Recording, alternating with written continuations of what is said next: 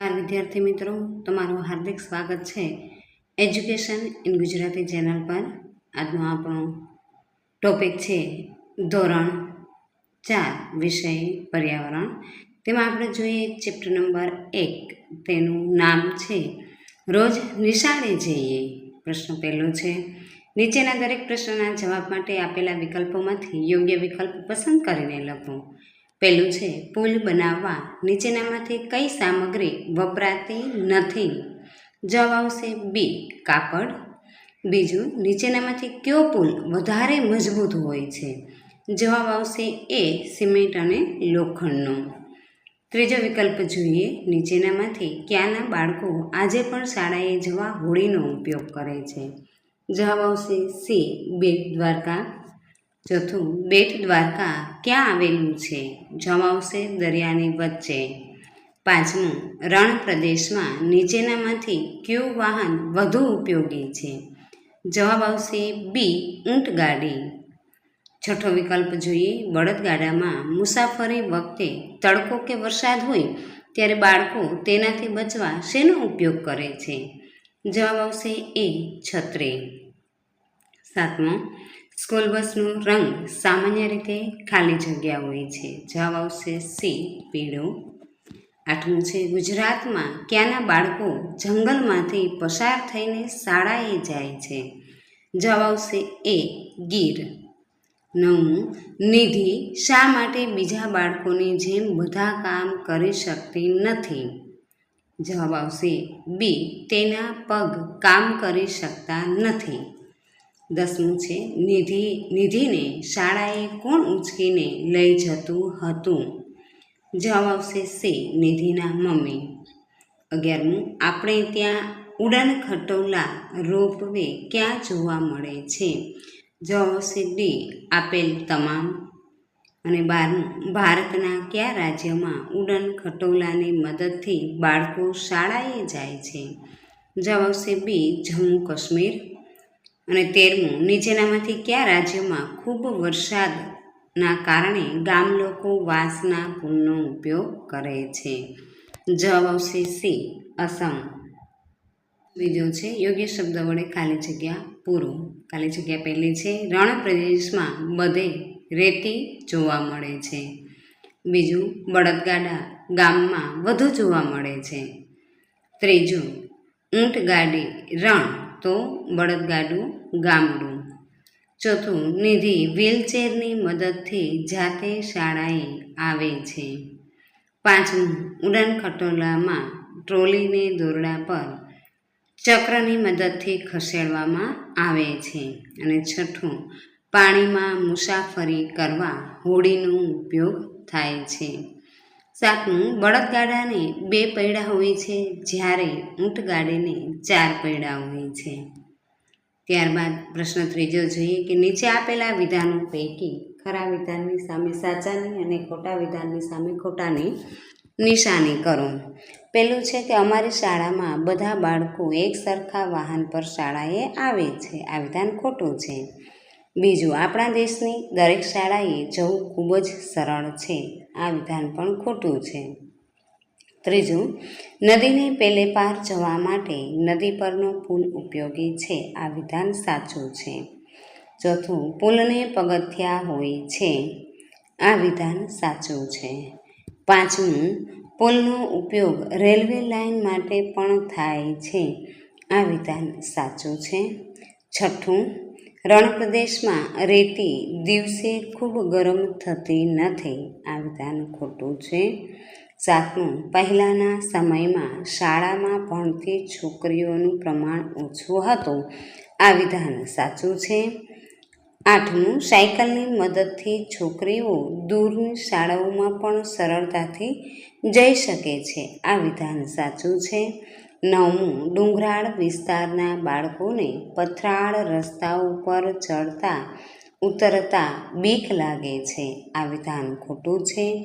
દસમું, ડુંગરાળ વિસ્તારમાં રહેતા બાળકો ડુંગરની ટેકરીઓ પર સરળતાથી ઉપર નીચે જઈ શકે છે. આ વિધાન સાચું છે. 11મું, લદાખ વિસ્તારમાં ઘણા બાળકો ટ્રોલી એટલે કે ઉડન ખટોલાની મદદથી શાળાએ જાય છે. આ વિધાન સાચું છે.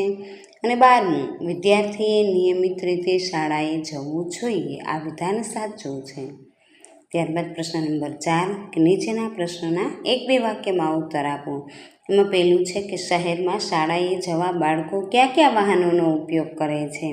શહેરમાં શાળાએ જવા માટે બાળકો રિક્ષા, વાન, સ્કૂલ બસ, સાયકલ વગેરે વાહનોનો ઉપયોગ કરે છે. બીજું, તમે શાળાએ કેવી રીતે જાઓ છો? તો કે હું શાળાએ વાનમાં જાઉં છું. ત્રીજું, પુલ બનાવવા કઈ કઈ વસ્તુઓનો ઉપયોગ થાય છે?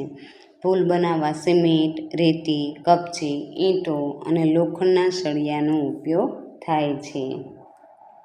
પ્રશ્ન નંબર 4 જોઈએ કે પુલ કઈ કઈ જગ્યાએ બનાવવામાં આવે છે?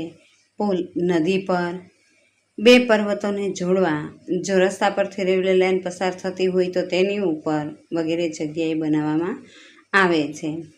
5મો પ્રશ્ન છે, પુલનો ઉપયોગ કોણ કોણ કરે છે? પુલનો ઉપયોગ માણસો, પ્રાણીઓ તથા માલસામાનની હેરફેર કરતા વાહનો, રેલવે વગેરે માટે થાય છે. 6, પહેલાંના સમયમાં પુલ બનાવવા શાનો ઉપયોગ થતો હતો? પહેલાંના સમયમાં જ્યારે સિમેન્ટની શોધ થઈ હતી ત્યારે લાકડાના પાટિયા અને વાંસની મદદથી પુલ બનાવવામાં આવતા હતા. 7મો પ્રશ્ન છે, રણ પ્રદેશોમાં બાળકો શાળાએ જવા માટે શેનો ઉપયોગ વધુ કરે છે? રણ પ્રદેશમાં બાળકો શાળાએ જવા ઊંટગાડીનો ઉપયોગ કરે છે. 8મો પ્રશ્ન છે, ગામડામાં બાળકો કેવી રીતે શાળાએ જાય છે? ગામડામાં બાળકો ચાલતા કે બળદગાડા દ્વારા શાળાએ જાય છે. 9મો પ્રશ્ન છે, ઘરથી તમારી શાળા દૂર હોય તો તમે શાળાએ જવા કયા સાધનોનો ઉપયોગ કરશો? ઘરથી જો શાળા દૂર હોય તો શાળાએ જવા અમે રિક્ષા, વાન, સ્કૂલ, બસ, સાયકલ જેવા સાધનોનો ઉપયોગ કરીશું. 10મો પ્રશ્ન છે, તમારી શાળા તમારા ઘરથી કેટલી દૂર છે? અમારા ઘરથી અમારી શાળા 4 થી 5 કિલોમીટર દૂર છે. પ્રશ્ન 11મો, તમને એવી કોઈ જગ્યાની ખબર છે જ્યાં કોઈ પણ વાહન ન પહોંચી શકે? કઈ? તો કે હા, જ્યાં ગાઢ જંગલ હોય તે જગ્યાએ કોઈ પણ વાહન પહોંચી શકતું નથી. પ્રશ્ન નંબર 12, જંગલમાંથી પસાર થતા કોના અવાજો સંભળાય છે? જંગલમાંથી પસાર થતા જંગલી પશુ પક્ષીઓના અવાજ સંભળાય છે. 13મો પ્રશ્ન છે કે તમે કયા કયા પશુ પક્ષીઓને અવાજથી ઓળખી શકો?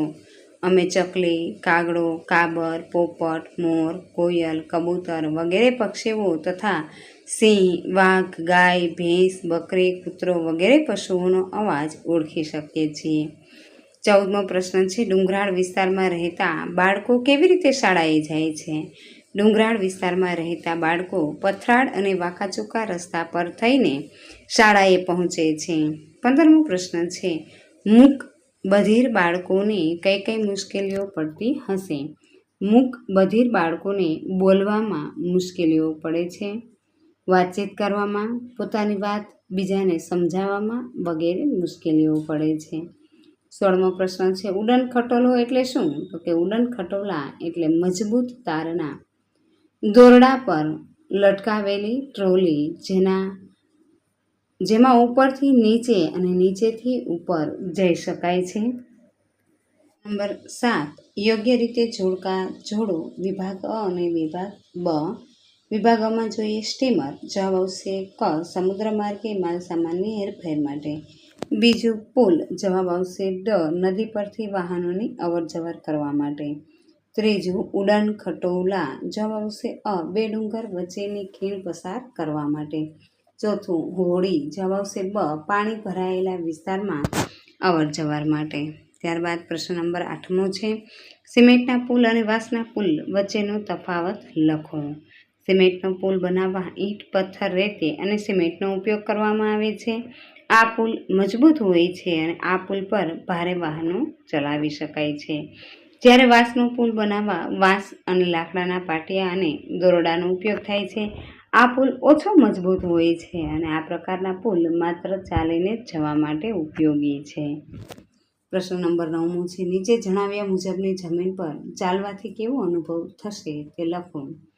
કે સીધા નરમ અને સુવાળા મેદાનમાં ચાલવાનું ખૂબ સરળ અને સારું લાગે છે. બીજું, કાંટાઓથી છવાયેલા મેદાન ખૂબ ધ્યાન રાખીને ચાલવું પડે છે. ચાલવાનું ખૂબ કઠિન છે. ત્રીજું છે રસ્તો પથરાળ અને આડાઅવળો હોય છે. ધ્યાન રાખીને ચાલતા બહુ અઘરું લાગતું નથી. ચોથું, રેતીના રણમાં જ્યારે રેતી ગરમ હોય ત્યારે રેતીના રણમાં ચાલવા જતાં પગ રેતીમાં ખૂંપી જાય છે અને રેતી ગરમ હોવાથી દાઝી જવાય છે.